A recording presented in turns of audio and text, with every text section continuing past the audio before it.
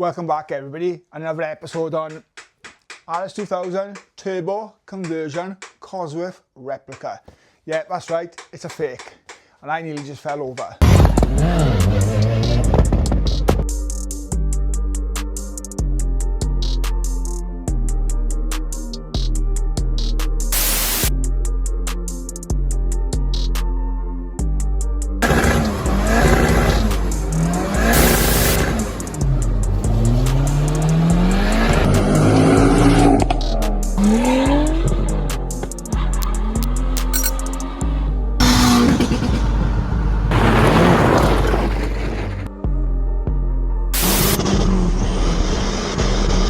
So yeah, you would have seen on the last video, okay, we installed the crank, we put the rings on, we put the big ends in, we put the mains in, we put the thrust washers in. Today, we finished off putting the pistons in, and then we're going to get on to building this engine up, because that's the hardest part, isn't it? Do you mean? So I made the oil gasket you would have seen for the pump in the last video. We'll get that in and see how far we get with this video today, and hopefully get a nice built engine for you. Like I said, stick around and follow the journey. Hit like, sub and enable notifications. But before I go any further in this video, let's have a rewind and recap to why we are rebuilding this engine. Let's have a little montage and video of the history.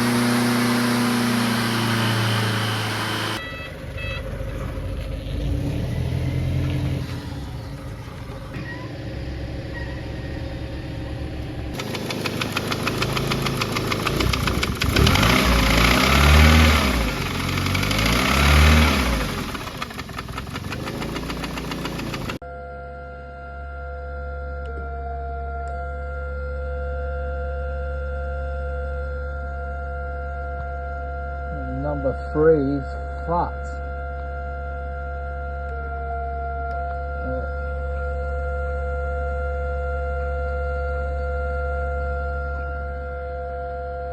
Staying open to give it a clean. So yeah, you can still see the etch lines up the top through there. And there's no feeling, it's a bit of a glaze there. Pretty smooth on the bottom, like, but and again, it is just that one. yeah, well, it was a great look. I mean, it's the odd look. Oh, cars. Yeah, so that noise failure was purely down to a stuck injector, and if you know your engines, that washed the bore. Yep, so rebuild time, and this is where we are now.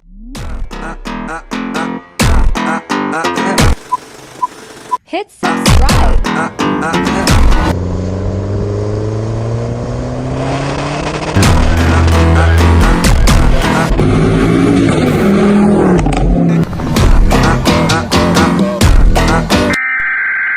We interrupt our program. Before I forget though, let's have a little rewind back and let me show you the update on the Escort RS Cosworth, which I did the underside weld and restoration on. That project is still ongoing, and I'm sure there will be more in future and some content on it on the channel. But yeah, have a quick look at this. It is coming really, really well.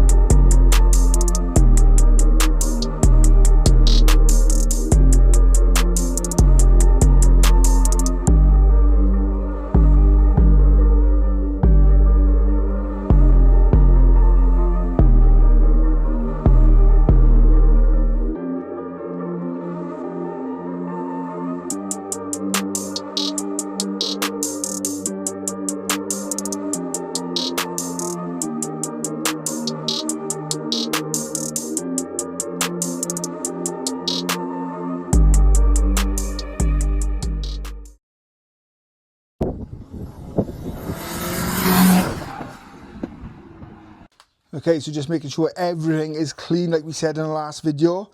We're using the Miller's lube as well to make sure everything is nice and wet and there's no contamination. James just cleaned up the bolts there. We'll get these end caps then torqued down to spec.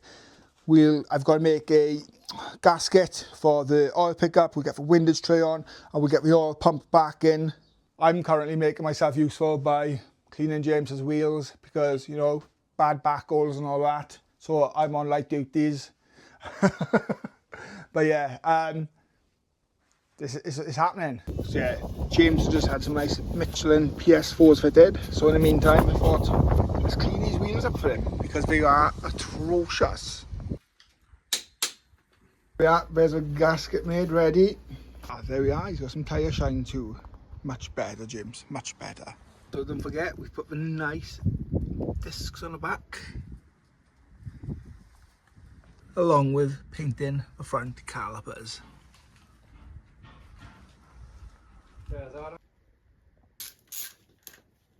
Okay, so just buzzing in now and talking up the oil pump. Okay, so the oil pump on your RS 2000 block / N7A, whatever you want to call it, runs directly off the bottom of the crank. It runs off a chain system off two little cog gears, right? Like what are they called? Spindles or I don't know, you know, I can't remember off the top of my head. James hit it on the head then, sprockets. So yeah, you've got two sprockets and you have a tensioner. No, you don't have tension, so you have a chain and you also have a small little chain guide on it as well. You don't have a tension. Yeah, it's like, well, there's, yeah, it's like a little spring loaded there, little one that bounces, just to make sure there's no slap in it. But yeah, oil pump is really, really important because without an oil pump, you're not going to have oil pressure, and without oil pressure, you're going to have failed components, okay? So it is important this is right and it's clean. And if you go back and watch the last video, you'll see the dramas which we had, which we didn't have, which we thought we had, with an oil pump, okay? So yeah, go back and watch that because it's a bit of a ball ache. We'll waste a day on it. But that is all avoided now because we've got a spot on pump. Also on these pumps, we included this on an old video, but underneath here, okay, there's like a relief valve on it, and there's a pressure spring in it, and some people change them to an uprated one, but also other people, they just Loctite this in because that works its way loose. And if that works its way loose, you lose all your oil pressure. So as a safety measure, we have opted to, just like many, many people do on the RS 2000 pages and previous builds, they just Loctite that nut in. As there are days between the build, okay, so we don't want to make sure we don't forget anything. Just want to cover off for you. So you've got main caps, 1, 2, 3, 4, and they all run off a timing chain side. And then obviously then you've got the big ends, okay? So we just need to check, these are all torqued to spec. Yeah, so yeah, they were done, but we don't want to take this kind of thing for granted because it's easily done.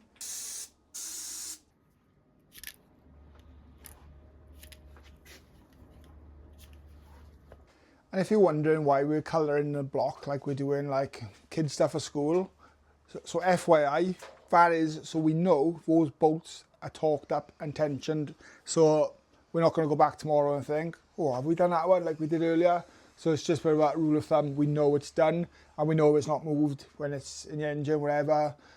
It's not so much that, it's just literally so that we know the line lines up and it's torqued, it's a spec. So hope that helps you.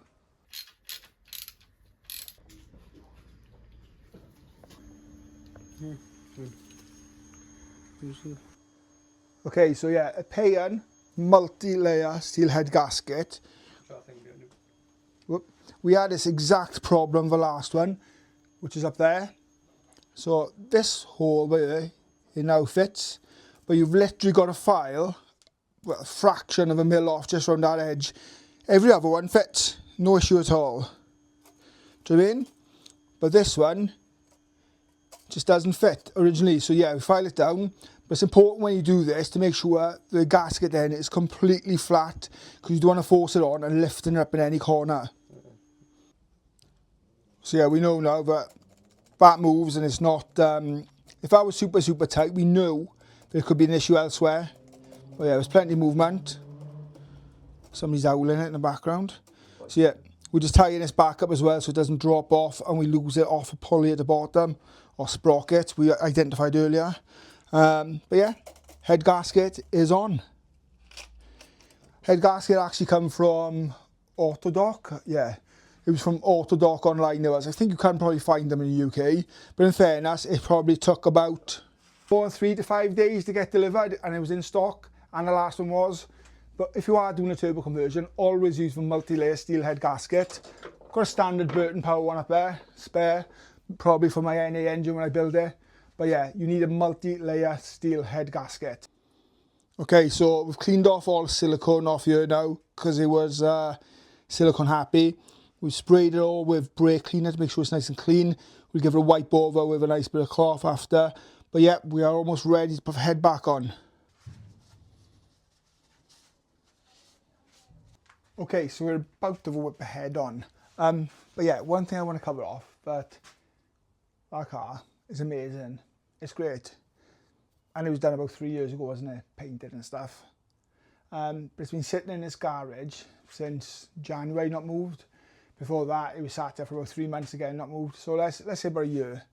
And I don't know if you can see, this garage gets very, very hot. Like in the summer and stuff, like a good weather, we come in and it's about fucking 60 degrees. It's like a sauna. There's no lying. And a car not moving and stuff. And fiberglass and fill expanding and retracting and stuff.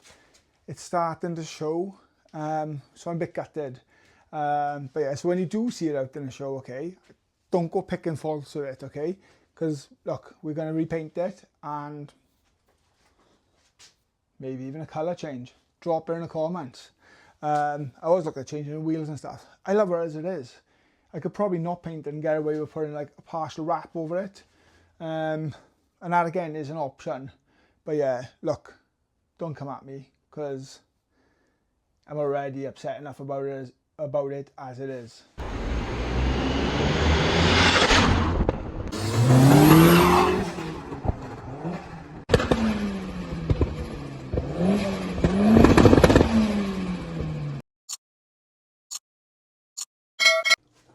Okay, so earlier on I mentioned, so that's the guide for the like a tensioner guide for the oil pump. You've got a guide up here that runs up for the timing chain.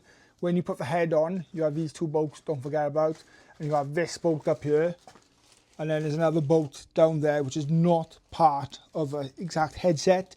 But when you take head bolts out in this section, you've always got to take them off as well. Yeah, auxiliary head bolts. So it's like a reverse action, putting all this kind of stuff on. Down there, where you see, that's where the timing chain tensioner lives. The spring loaded, use only once things. But yeah, we got a fresh one of them to go on from Febby. But yeah, the head is on. Head bolts are to go on. We do have the cover to go on here as well. But yeah, progress is progress. Okay, so the engine is all covered up. That is enough footage for you today. It is Friday the 1st. So we're running videos a week behind. So by the time you watch this, more will have been done to the video. Like I said, hit like, enable notification, subscribe to the channel, drop a comment and enjoy the journey. And hopefully you will see the car at the show very, very soon. But yeah, until next time, I'll see you then.